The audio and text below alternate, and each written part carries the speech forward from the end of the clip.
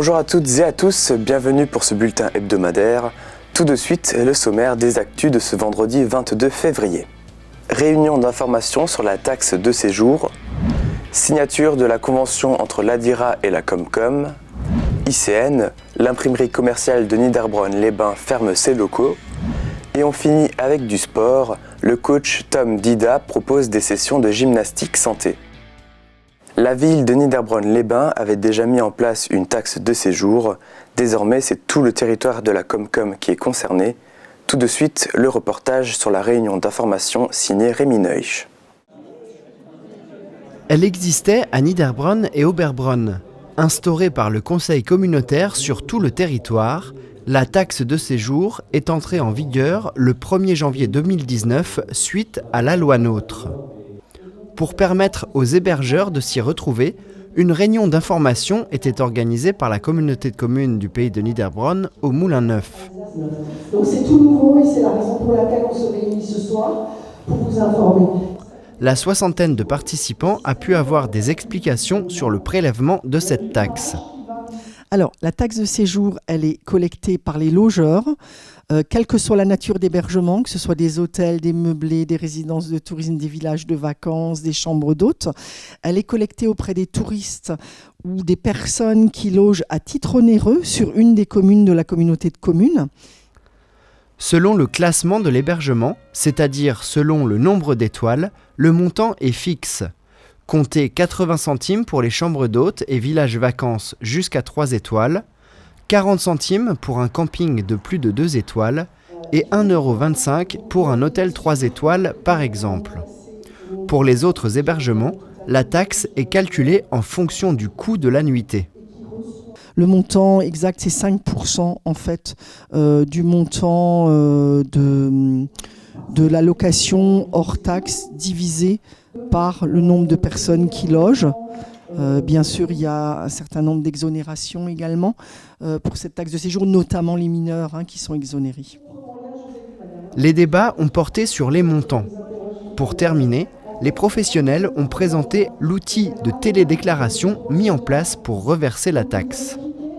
Ils devront rentrer tous les mois le nombre de nuitées qu'ils ont été amenés à effectuer.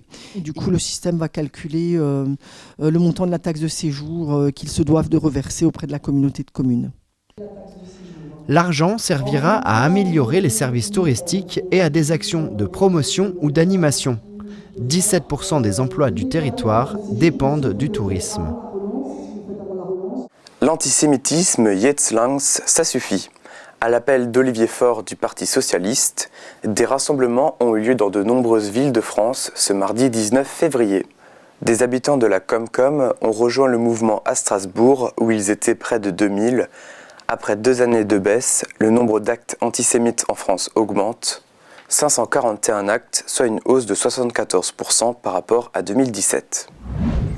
La communauté de communes a signé une convention avec l'ADIRA ce mercredi 20 février. L'entreprise Ernst les a accueillis pour la signature. L'entreprise Ernst accueille l'ADIRA et la communauté de communes du pays de Niederbronn pour la signature d'une convention. La communauté de communes avait créé la zone du Sandholz où l'entreprise Ernst s'est implantée en 1997, déjà avec l'aide de l'ADIRA et des élus à travers le dispositif Ateliers et Bâtiments Relais. Allez, on signe. La communauté de communes et l'ADIRA signent donc une convention dans la continuité de leur travail ensemble. Elle permettra des aides à l'ingénierie. Cette convention de partenariat, à la fois sur le plan logistique, sur le plan aide technique, nous en avons besoin et nous avons créé sur cette zone 350 emplois. Et si ces emplois aujourd'hui sont là, nous en devons beaucoup à l'ADIRA qui nous a amené des investisseurs, surtout au niveau des investisseurs allemands et américains. 85 personnes travaillent chez Ernst. L'entreprise cherche à recruter. La rencontre a permis des échanges sur les attentes politiques.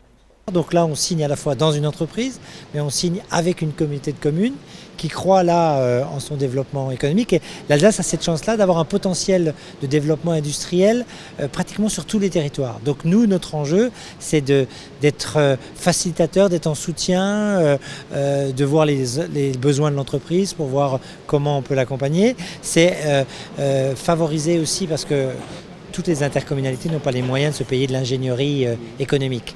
Donc nous, avec l'Adira, on a des spécialistes là, qui sont là pour justement être en soutien aussi du territoire, pour que le territoire construise son développement économique. Entreprises, communautés de communes, tout le monde y trouve son compte.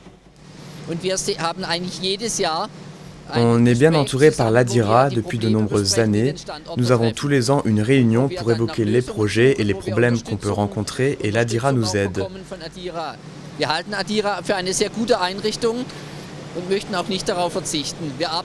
On tient à cet échange.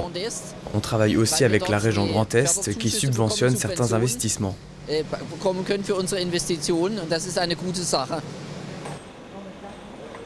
Pour rendre tous ces métiers plus attractifs et trouver par la suite de la main-d'œuvre, le conseil départemental propose la création de sections métiers d'excellence dans les collèges. On a parfois une image qui est fausse de l'industrie. Pour cette raison, moi, c'est important d'être dans l'industrie pour voir aussi, pour mettre en valeur les industries de notre territoire. On regarde quand on se promène ici que c'est plus Zola, l'industrie d'aujourd'hui, et que c'est des métiers de la recherche, de l'innovation, des métiers qui sont passionnants. Donc je pense que c'est important de les mettre en valeur. L'Adira, la communauté de communes et les autres acteurs continuent leur travail ensemble car il reste du potentiel pour générer de l'enthousiasme autour des métiers de l'industrie. Dans ce sens, des portes ouvertes seront organisées par la communauté de communes en septembre. 9e édition de la bourse aux vêtements à Gundershofen ce dimanche 17 février. Organisée par l'association colombophile La Concorde 2 fois par an, l'événement connaît toujours un grand succès. Les 65 exposants proposaient essentiellement des vêtements pour adultes et pour enfants, ainsi que du matériel de puériculture comme des poussettes ou des landaux. Une affluence record le matin avec un public venu au rendez-vous dès l'ouverture, une affluence qui s'est prolongée dans l'après-midi. Prochaine manifestation, la 10e bourse aux vêtements prévue le 29 septembre. Délocalisation. Le propriétaire de l'imprimerie de Niederbronn change de locaux. Il quitte la cité thermale pour se rendre du côté de Surbourg. L'entreprise ICN, imprimerie commerciale de Niederbronn-les-Bains, ferme ses locaux. Suite au départ d'un des membres de l'équipe, le gérant de l'imprimerie a fait le bilan, avec différents facteurs à prendre en compte, comme par exemple restaurer le bâtiment. Le choix le plus viable selon lui est de déménager dans de nouveaux locaux à Surbourg. Le bâtiment au jour d'aujourd'hui n'est plus fonctionnel par rapport à l'activité d'une imprimerie. Et à Surbourg, il y a beaucoup plus de place et beaucoup plus de possibilités de stockage et un bâtiment beaucoup plus récent. Au niveau du personnel, donc j'avais toujours une philosophie. Donc toute personne que j'ai repris l'entreprise garde son poste de travail dans les mêmes conditions, si possible meilleures. Et donc les 3 personnes qui étaient encore actives chez ICN sont reprises dans les locaux de Surbourg. Tout l'atelier de finition, de coupe et de pré-presse est déjà parti dans les nouveaux locaux au mois d'août. Il ne restait plus qu'à déménager la grosse machine qui a plus de 20 ans. Elle n'est plus adaptée aux standards du marché européen. Elle sera acheminée pour un client en Inde. Trop grande pour le transport, elle est démontée en 3 parties, puis elle sera envoyée dans des containers pour un trajet de 2 mois. Les fans de musique country se sont retrouvés à la salle de l'aviculture de Merzwiller ce dimanche 17 février. Les membres de Los Amigos ont organisé un thé dansant spécial Saint-Valentin. Ils viennent de toute la région.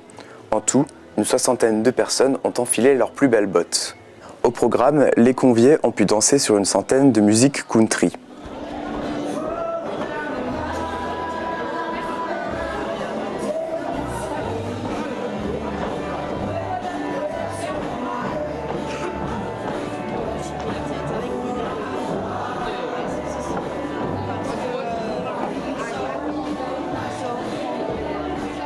Les membres de Los Amigos organisent le 24 mars une bourse western à leur ranch. Selon une étude de la FFE-PGV, Fédération française d'éducation physique et de gymnastique volontaire, plus de 1 Français sur 2 consacre au moins 1 heure par semaine à de l'activité physique. Si jamais vous avez raté votre quota hebdomadaire, séance de rattrapage à l'espace Grappelli. À l'espace Grappelli, l'heure est au sport. Chaque semaine, de nombreuses personnes se retrouvent à Merzwiller pour des séances de gymnastique santé. Depuis plus de 2 ans, Tom Dida, originaire de la commune, propose ses services. Il est professeur en activité physique adaptée et intervient auprès d'un public large, que ce soit les personnes âgées, les personnes qui ont des maladies chroniques ou encore les personnes qui ont des pathologies plus lourdes. L'objectif, contrecarrer ou au moins ralentir les effets du vieillissement. Dans le cas de la séance d'aujourd'hui, c'est des personnes qui avancent en âge.